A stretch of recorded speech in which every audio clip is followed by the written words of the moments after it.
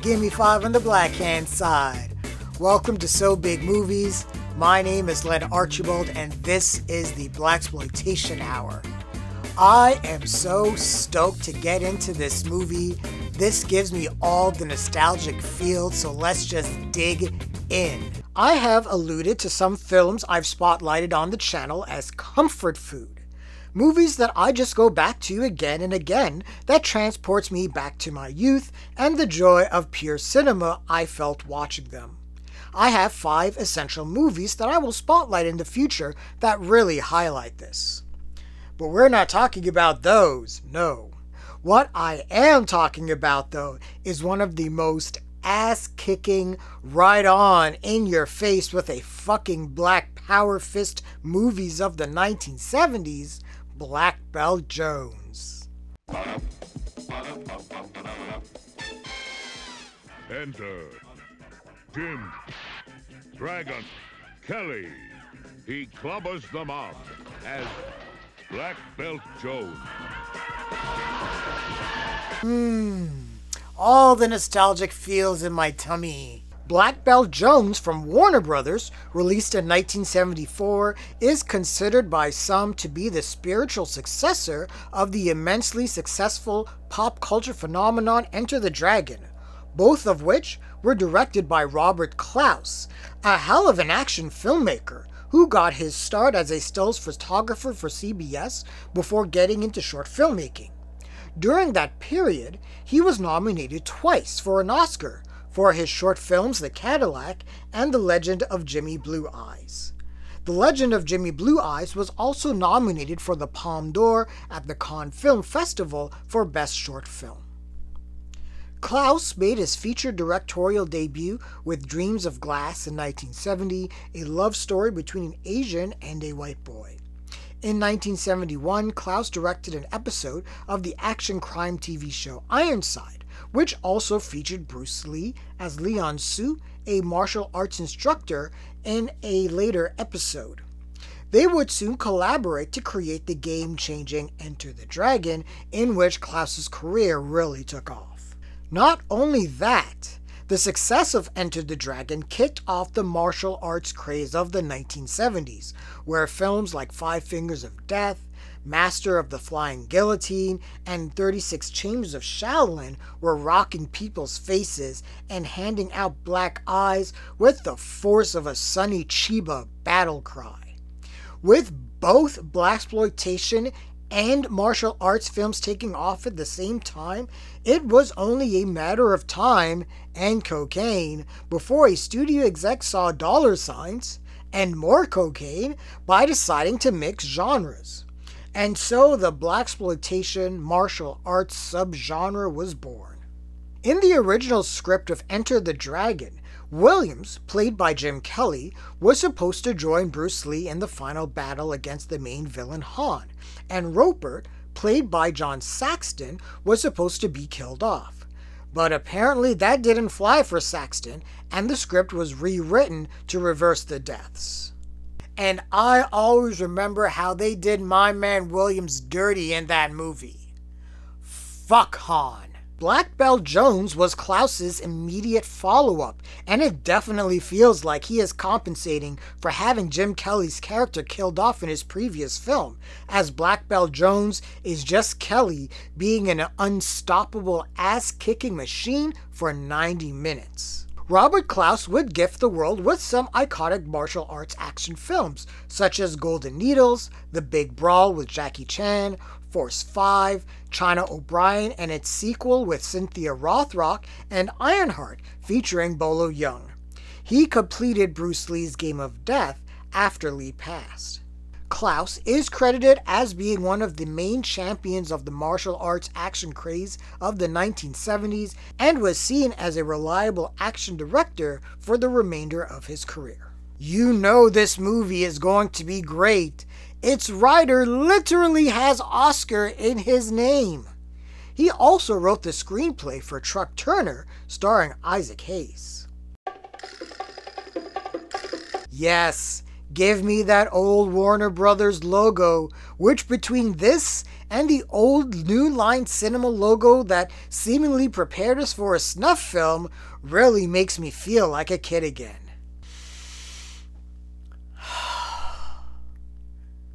Are we ready to do this? Let's go. As the film starts, we are gifted with holy and righteous sounds. How do I know? Again, Jesus is in the name. Luigi de Jesus also composed the score for Detroit 9000. In this film, though, Jesus is introduced as an Old Testament fan. De Jesus collaborated with Dennis Coffey, who provided the main and totally righteous Black Belt Jones theme. Coffey was a session guitarist for Motown and introduced a hard rock guitar sound to the famed record label, his guitar appearing in such hits as Ball of Confusion, War, and Someday We'll Be Together. In 1972, Coffey became the first white artist to perform on Soul Train, performing the hit he was best known for, Scorpio. We get a car entering a vineyard, and we are introduced to the most 1970s Mafia hood stereotypes this way of The Godfather, while Jerry the King Lawler, ready for a heavy night of disco and blow, awaits. You bite your thumb at us, sir? I do bite my thumb, sir. Do you bite your thumb at us, sir? I'm surprised it took me this long to reference Shakespeare on the channel. Thanks a lot, Black Belt Jones.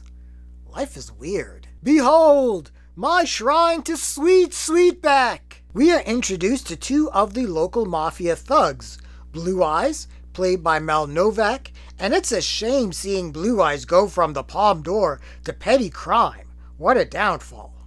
The other thug has one of my favorite names in movies, Big Tuna, played by ex-prize fighter, if you couldn't tell, Vincent Barbie. Mel Novak made his film debuts in two blaxploitation films, this and Truck Turner.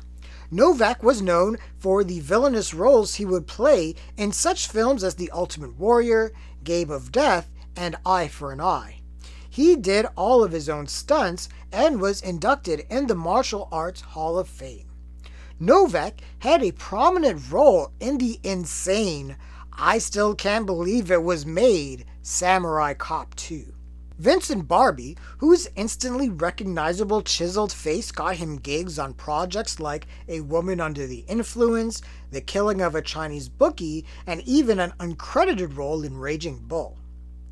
Also, you think I kid about his shrine to Sweet Sweetback, but Barbie made an appearance in not only that, but Dolomite as well.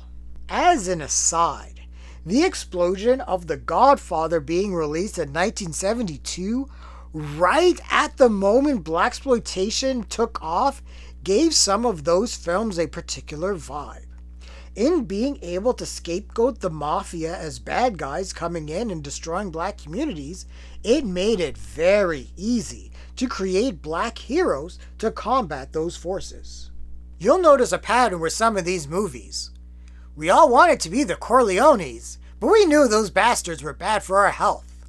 What a conundrum. We get a secret vault opened up like we are in Cobra's hideout, and it's a bucket of cash. Is that money fermenting inside the wine? It is implied that there is a trade-off for some cash and incriminating photos that we never see. But twist! The dude is an undercover agent for an agency. Just go with it. That's a nice looking watch. Hey, Tuna. This one of them that works underwater? Ha ha, idiot! The bug was in his ass! The undercover agent is killed off in the loudest way possible. Dude sounds like he needs some Buckleys. And they drop him in the vat of wine. Mark that down to the 39 cents a bottle. The bastard shit in his pants before he died. Jesus God. Do you think there are wineries that actually do that? And we're drinking rotting corpse wine? I just planted a new conspiracy theory in your head. And rotting corpse wine sounds awesome. Trademark that.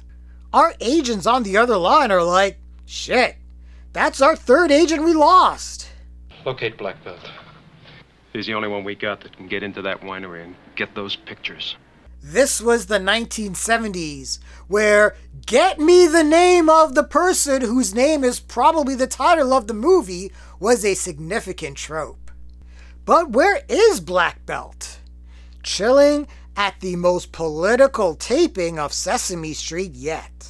Black Belt Jones, and yes, that is what he is referenced to as in this film, is played by none other than Soul Brother #1 himself, Jim Kelly. Jim Kelly was a multi-sport athlete and attended the University of Louisville on a football scholarship, but left during his freshman year after a coach referred to a black teammate with a racial slur. Kelly then decided to kick those same racial slurs in the teeth, studying Shorin Ryu Karate under the tutelage of Sin Kwang Tae Shaolin Do in Lexington, Kentucky. During the 1970s, Kelly became one of the most decorated world karate champions in the sport. In 1971, he won 4 prestigious championships that same year, most notably the World Middleweight Karate title at the 1971 Long Beach International Karate Championships. Kelly would soon open his own dojo, which was frequented by numerous Hollywood celebrities, which ultimately got him into the industry. Jim Kelly was the first black martial arts film star. His first film role was a martial arts instructor in Melinda, getting the role after one of his students requested to teach martial arts to its star, Calvin Lockhart, who I just spotlighted in Cotton Comes to Harlem. Kelly's big break was also a lucky one. The role of Williams in Enter the Dragon was originally intended for actor Rockne Tarkington, who unexpectedly dropped out days before shooting in Hong Kong. Producer Fred Weintraub had heard about Kelly's karate studio in Los Angeles and was immediately impressed. Enter the Dragon would become Kelly's most iconic role, but he continued kicking ass in such films as Golden Needles, 3 the Hard Way, Hot Potato, Take a Hard Ride, 1 Down, 2 to Go, and The Tattoo Connection. Kelly also became a professional tennis player and ultimately reached the #2 ranking in senior men's doubles in California and would rank in the top 10 in the state in senior men's singles. After his appearance in 1 Down, 2 to Go, Kelly rarely appeared in movies. He did appear in 2 episodes of the TV series Highway to Heaven in 1985 and 86. In his last film, Kelly made a cameo appearance as Cleavon Washington in Afro Ninja. And Kelly makes his appearance known in the best way possible. There are some unnamed goons waiting around for an ambassador, and look, you don't get the drop on Black Belt Jones. Black Belt Jones gets the drop on you. And oh god, this is one of my favorite opening credits in all movies. I don't care.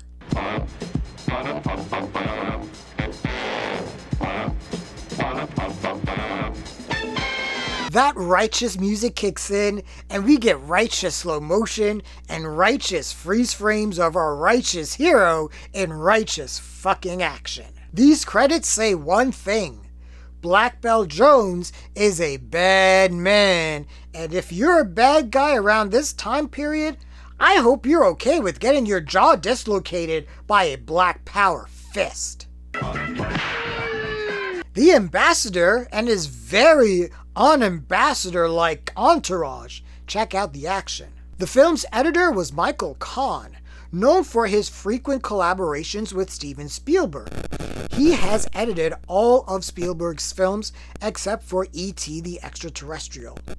Kahn has received 8 Academy Award nominations for Best Film Editing and won 3 times for Raiders of the Lost Ark, Schindler's List, and Saving Private Ryan.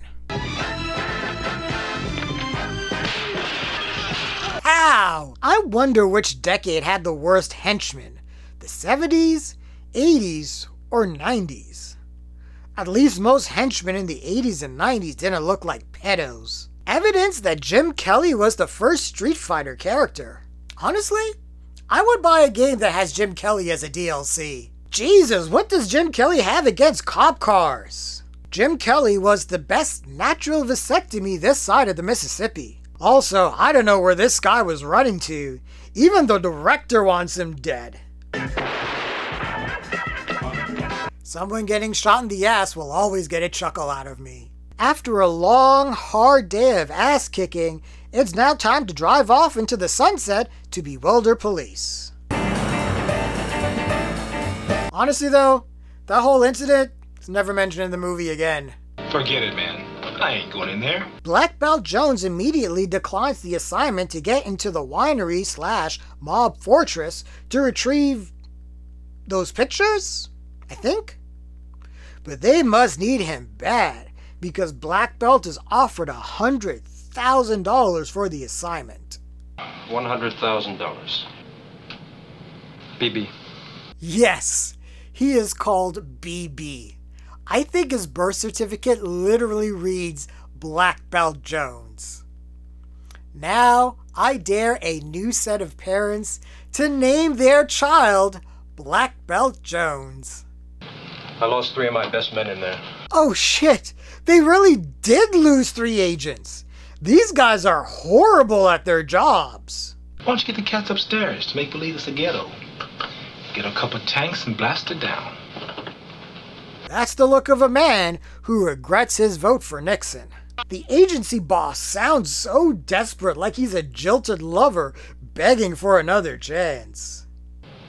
I mean, won't you even give it a try? Don't believe that bullshit about niggers being invisible. Mr. Secretary, I think it'll do it. Is that what you got from that conversation? We finally get to meet our resident supervillain for this movie, Don Stefano, played by Andre Felipe, best known for playing the role of Mr. Everett Johns in the TV series Mr. Novak, Paul in Hawaiian Eye, and a whole list of television appearances. And he's a great, hairy-chested foil. Just something as simple as signaling for someone to put out their cigarette is menacing. So, Stefano's goon lays out what is pretty much the plot of the film. There's a new civic center being constructed by the government, and the Mafia has bought up most of the land. The only piece they are missing is a karate dojo owned by one Papa Bird, which takes us to said dojo, Black Bird Karate School. And it took me several sits watching this film to realize those girls trying their luck at martial arts was foreshadowing of things to come. With Cobra Kai, you may strike first, but Black Bird's dojo will eat those snakes with a biscuit. We finally meet the infamous Papa Bird, and he is played by none other than goddamn jazz and Hong Kong Phooey himself, Scatman Crothers. Benjamin Sherman Crothers was self-taught on the drums and guitar. He formed a band in the 1930s, took on the name Scatman because of his scat singing, and moved to California with his wife. He would go on to USO tours with Bob Hope. His best-known roles would be the voice of Scat Cat in The Aristocrats, the main guard in One Flew Over the Cuckoo's Nest, Dick Halloran in The Shining, and as Louie the Garbage Man on Chico and the Man. Scatman has appeared, though, in everything, and I'm sure someone, somewhere, has heard his insanely unique voice. Papa Bird is getting cussed out by Lucy, played by Esther Sullivan, who got her start as a jazz and gospel singer and appeared in several well-known theater productions both on and off Broadway, such as A Raisin in the Sun, Blues for Mr. Charlie, and Porgy and Bess. Sullivan would appear in all manner of film and television like Sanford and Son, The Jeffersons, Hill Street Blues, 9 to 5, and Stir Crazy. You better stop talking foolishness and give me an answer. Shit, where's my hat? Hat in my ass! You better say the words I want to hear, or you ain't gonna see me no more! Lady, if you've been waiting for a rock for 15 years, I doubt you're going to get it. Our super intense sensei training the students of the dojo is Toppy, played by Alan Weeks, who appeared in films like Truck Turner and The French Connection. He instructs his protege, Quincy, to take over the class.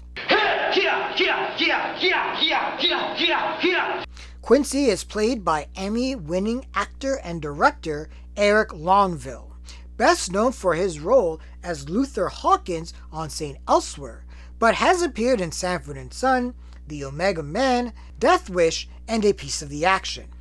In 1984, he began directing television and was the first African-American television director working in Moscow, and won an Emmy for directing said episode, a two-parter for the show Head of the Class.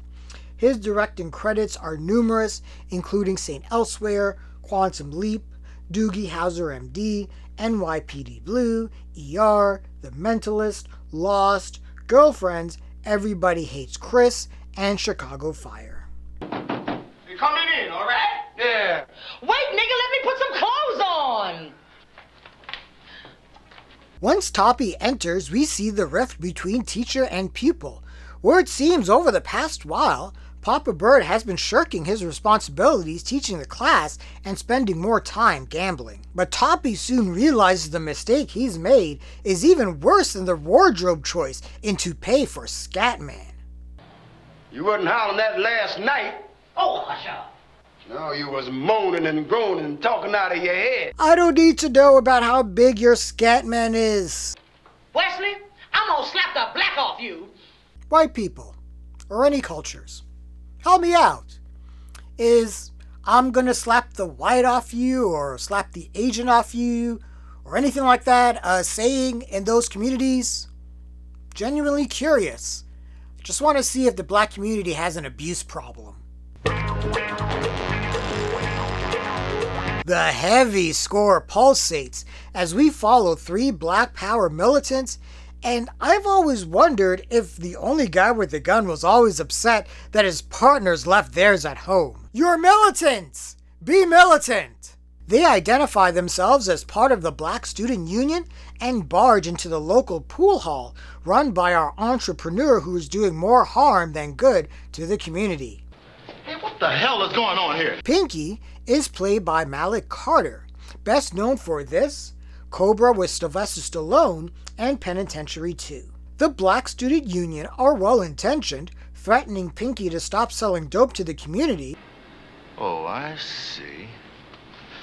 You little niggas want a donation. You black gunga din. Man, the United Negro College Fund was aggressive back in the 70s. Unfortunately for our militant friends, they are no match for Pinky's goons. And Soul Brother is high off all the 8 balls. Oh, wait, is that Ted Lang? Motherfucking Isaac from the Love Boat? And you, what were you gonna do with this? It's the sound design for that headshot that always has me rolling. Pinky then threatens to use Isaac's teeth as pool target practice before he is interrupted by Big Tuna and Blue Eyes. Who that is? If it ain't business, tell him to forget it. What you say? Tuna who? Tuna Sari! Mamma mia! Man, after The Godfather, seeing Italian mobsters go off was one of the great pleasures of 70s and 80s movies. The mob goons let Pinky know they've discovered he may have skimmed as much as $1 million from the Don. He wants to make you an offer. Oh my God, man, no! Not that kind. If you couldn't tell, this was made after The Godfather. Blue Eyes and Big Tuna give Pinky an ultimatum. Give them $250,000 or shake down Papa Bird's dojo. Pinky says that's easy since Papa Bird already owes him $1,000 in gambling debts. See? I told you he was our man. Ciao. Where's that damn IOU? Pinky and his goons make it to Papa Bird's, where somehow Pinky equates taking shoes off for communism. You'll have to take off your shoes before you cross the mat. It's showing respect. It's the rules. Boy, don't start no communist shit. Why am I not surprised that the dude named Pinky doesn't know what the fuck communism is? Pinky shoves down Quincy, which sets off a chain reaction of so many opened cans of whoop-ass. Stone Cold Steve Austin is somewhere having an astral projection orgasm. Even Papa Bird gets in on the action. Who else supposed to sing soprano? Clearly, Scatman's auditioning backup singers for his new album, Scatting with an Axe in the Chest. Come on, you had to expect at least one shining joke in here.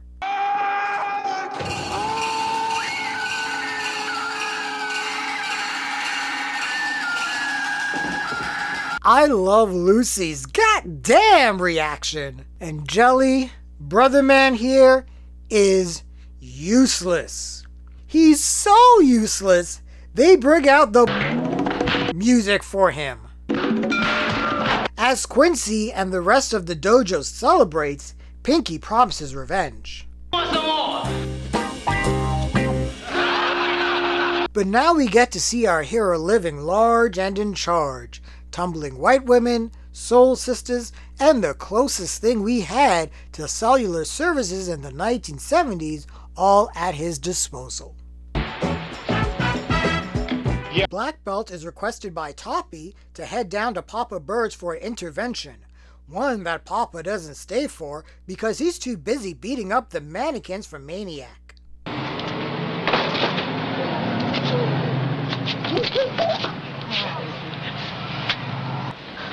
Where's Mom? Oh, you be the good guy and I'll be the bad guy, right?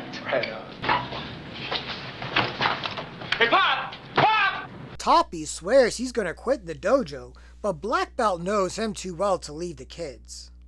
That's what it's all about. So they don't have to do the things that we did. Toppy and Black Belt already know Pinky plans to return for revenge, so they get to plotting. Papa doesn't realize that his hands could be mistaken for a deadly weapon or a reason for cancellation. Here they come. Hey, I don't like it, boss. It's dark in here. No shit, nigga. Where you from, Harvard? He was right. Honestly, if they turned around at this point, it would have saved them a lot of humiliation. Damn it, the next one deals with me. Who the fuck hit me? Batman, motherfucker! The first time I heard that, I died. And I still do.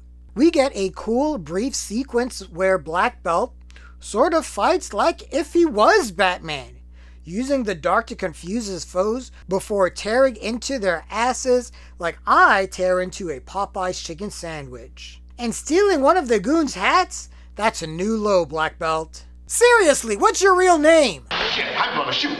Goddamn, I'm gonna shoot. You shot me, boss. Ouch! Seriously, what decade had the most incompetent goons? What I do appreciate is the score. How the horns sound just a little different with each new attack from Jones. It definitely helps make the scene a little more dynamic.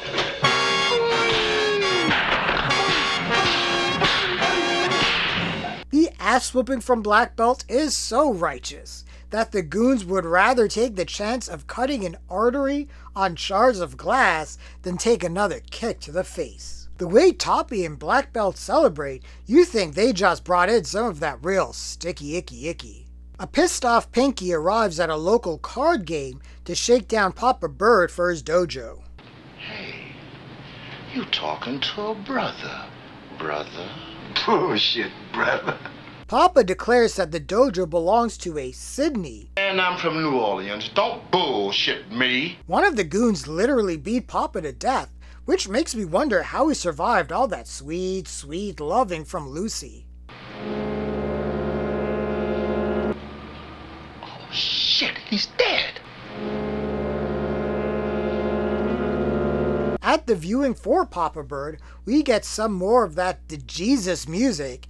And you know, if martial arts was more integrated with Sunday service, maybe I would have stayed with the church. Our agent boss over here is only seeing hand gibberish.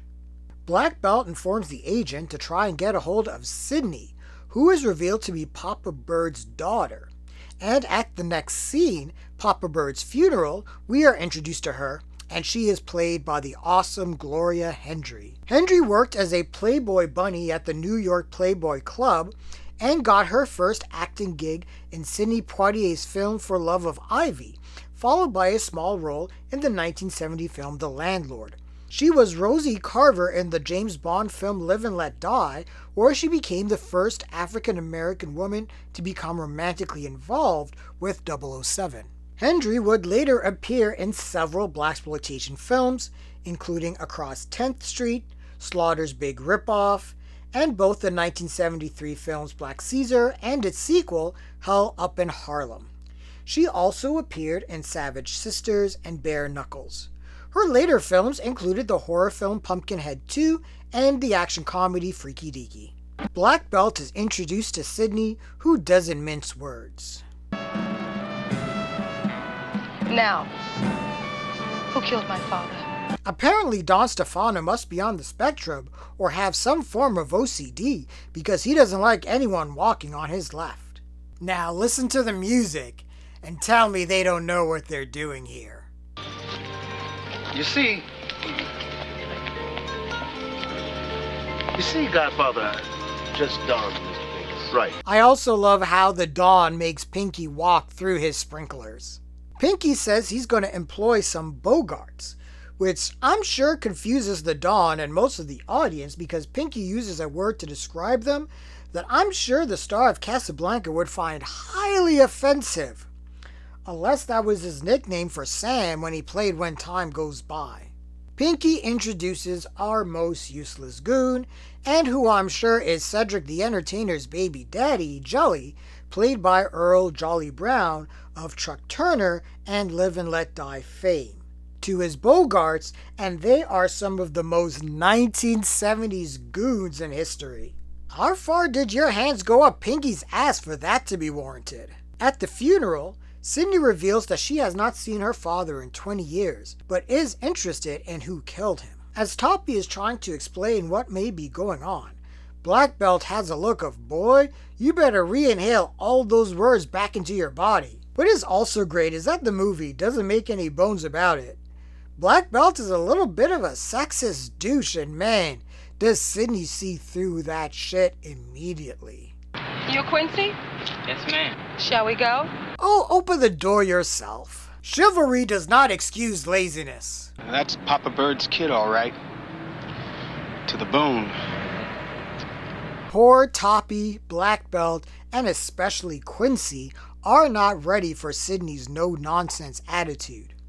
Immediately, she manipulates Quincy to take her to Pinky, who is at the age where he can never say no to a pair of tits. Hey, wait a minute. I get in trouble. What can I do?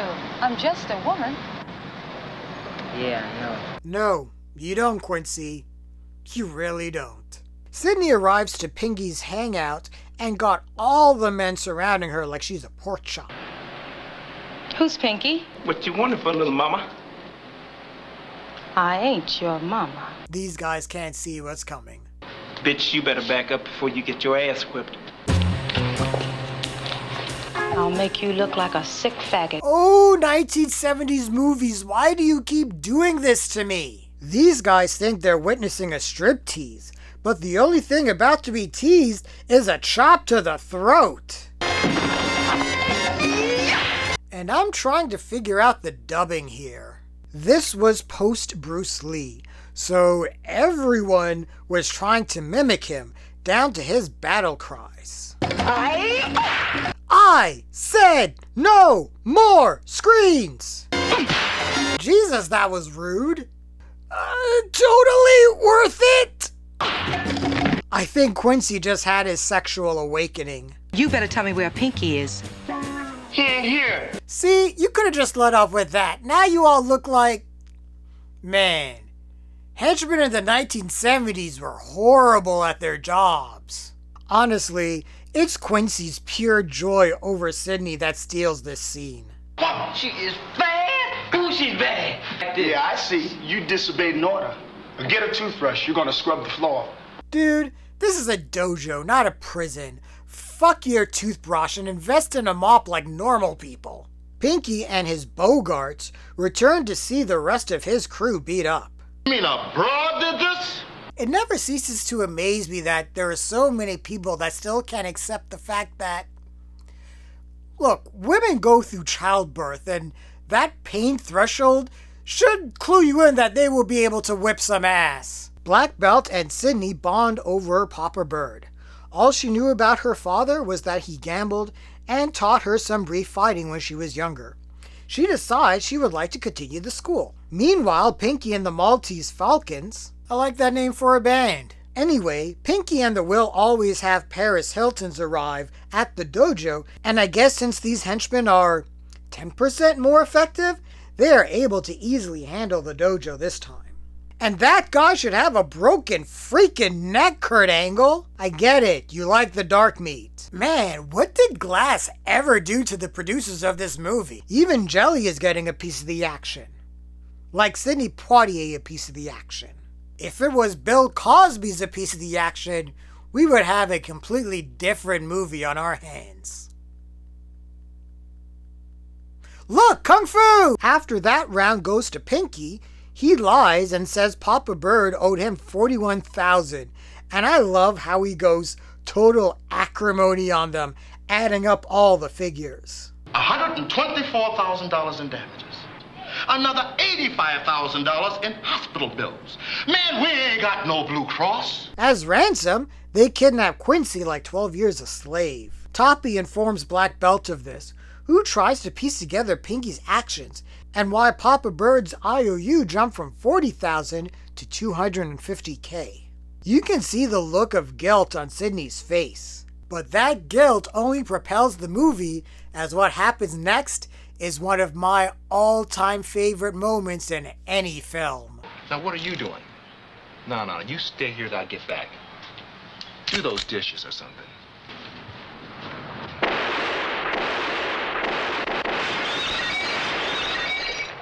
They're done. And just like that, Gloria Hendry introduced the world to women's lib. Once Black Belt and Sydney arrive to the dojo, all is revealed about the Civic Center, the Mafia, and Pinky being sent by them to shake Papa Bird down. Sydney says she will give up the building for Quincy's life. Yeah, fuck your dad's whole life's work. But that ever so spry Black Belt, though, has a plan. Meanwhile, Jelly sets up the first ever broadband system, because his bands are broad. I've never been good at fat shaming. Pinky gives Toppy 48 hours to come up with the money, and we get into the one scene that is awesome and always takes me out of the movie at the same time, and it's Pinky's rap. Pull out my groin, but give me that coin. Still a better rapper than Vanilla Ice. Black Belt puts his plan into motion, offering his gymnastic friends, including one named Pickles, $5,000 each to help out. And suddenly, Black Belt Jones goes from street-level beat-em-up to Ocean's 11 in the blink of an eye, with training montages that are so tight that the film came right on Jim Kelly himself. We get right into it, with Black Belt, Sydney, and the rest of the team sneaking into the winery compound. Wait, is this movie still about getting pictures? It's also great these guys are wearing all black while sneaking in the middle of the day. While this is happening, Don Stefano is making his intentions known in a meeting. Black Belt and Sydney are a pair of the loudest covert ops in history. Or is that just the sound design? Hey, what's going on over here? Got your dick? Whoa, hey! The gymnasts spray alarms and set up tricks we see in other heist films, while Black Belt spin kicks his way out of trouble. Back in the day, The Godfather was not required Thanksgiving viewing yet, so television was very boring. Black Belt and Sydney enter the winery, where Black Belt is just showing off now. They get to the vault stashed in the wine, and we did remember the pictures! Don Stefano just happens to catch the security footage as the picture falls. Hey,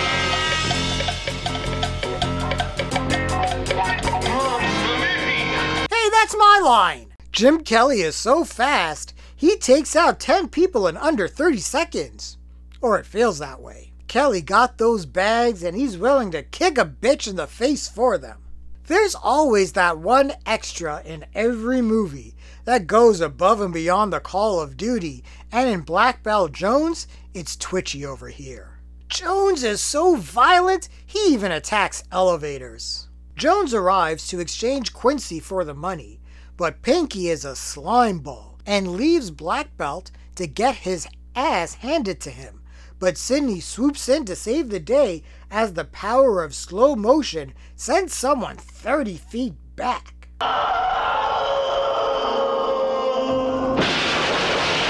We then get a fight in a train, and this is one of those instances where bad guys coming one at a time to attack makes sense because it is a narrow space.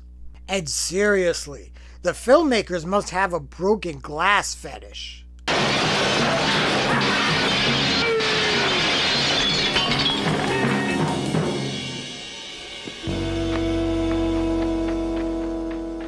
Black Belt gets on the horn with the Mafia. Hello, Emilio. Comment ça va? I think Black Belt butchered like 5 languages at once there. Hey, let's go to McDonald's. Even in the 70s, you couldn't deny yourself those amazing Happy Meal toys. Pinky's pool playing is interrupted by the Mafia, who are summoned to get back the money that was stolen for them. But they accuse Pinky of robbing them instead. What? Hey, I don't know what you're talking about. You goddamn ape. You made a monkey out of us. I think he was trying to be racist, but that came out way funnier than it should have. And that reverse shot... Pinky figures out Black Belt had set him up.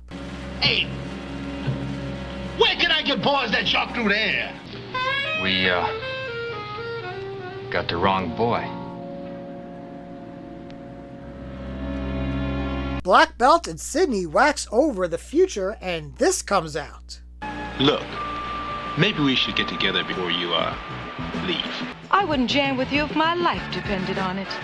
Well, I'll be a son of a bitch. Black Belt and Sidney's mating ritual is fucking dangerous. My cookie would kill you. That line has always stuck with me.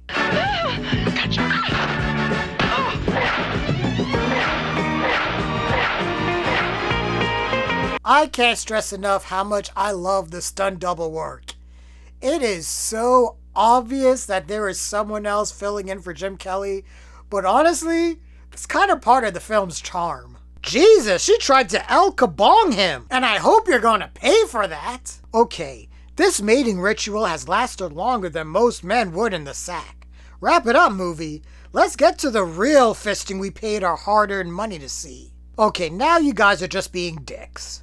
No, I worked too hard for this piece of ass! It only took Black Belt cutting off Sidney's air supply, and I think turn her to a vampire, to get her to finally give in. And now we're on the set from here to Negro Eternity. Black Belt discovers the Mafia has the drop on him, and he and Sidney decide to carjack a couple. Well, don't say anything when I take your car, right? Dig it? And that's the second carjacking on the Blaxploitation Hour. I'm sorry, lady, it's an emergency. No! What are you doing? No! What are you doing? Don't do that!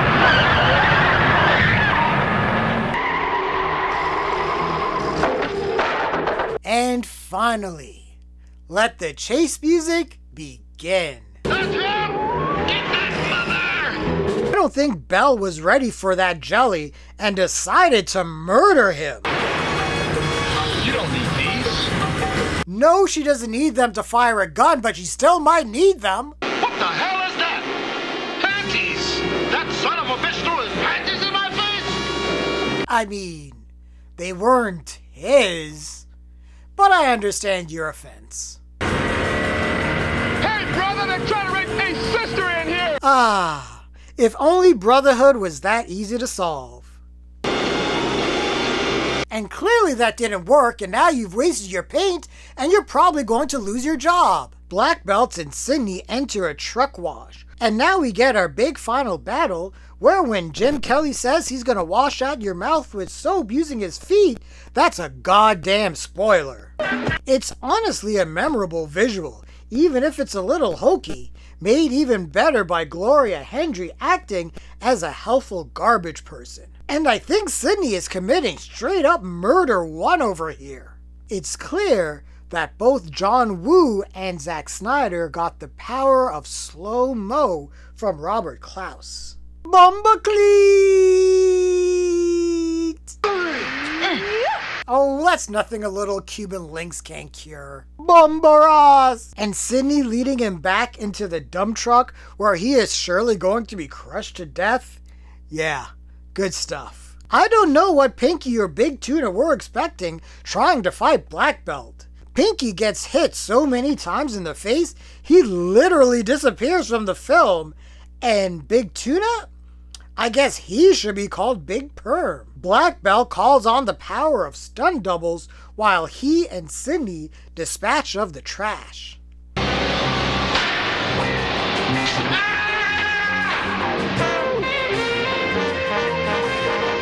And they give no fucks. We did it.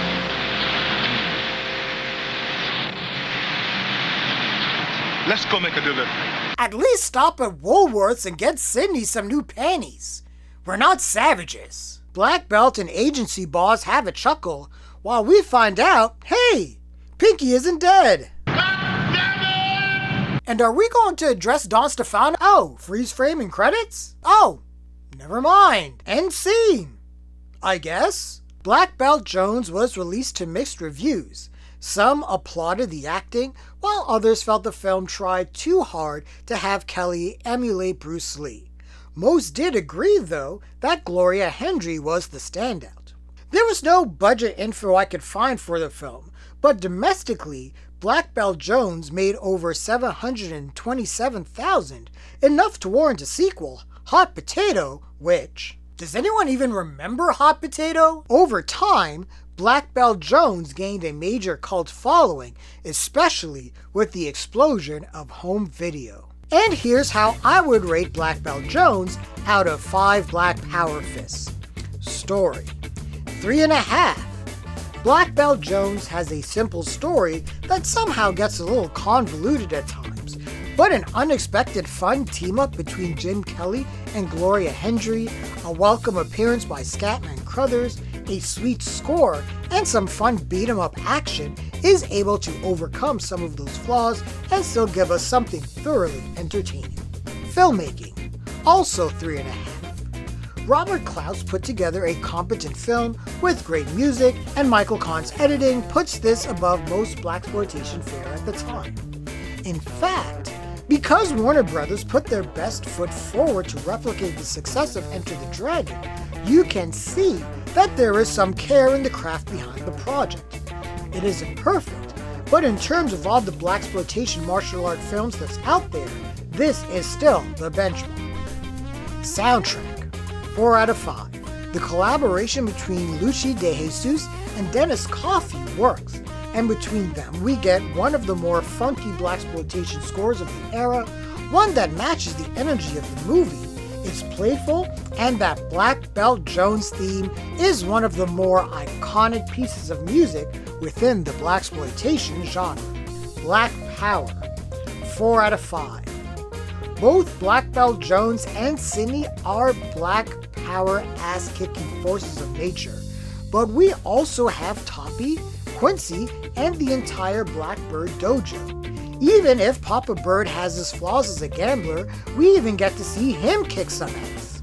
But basically, Black Belt Jones is Enter the Dragon with a Black Power fist in the air. Negative stereotypes, 2.5.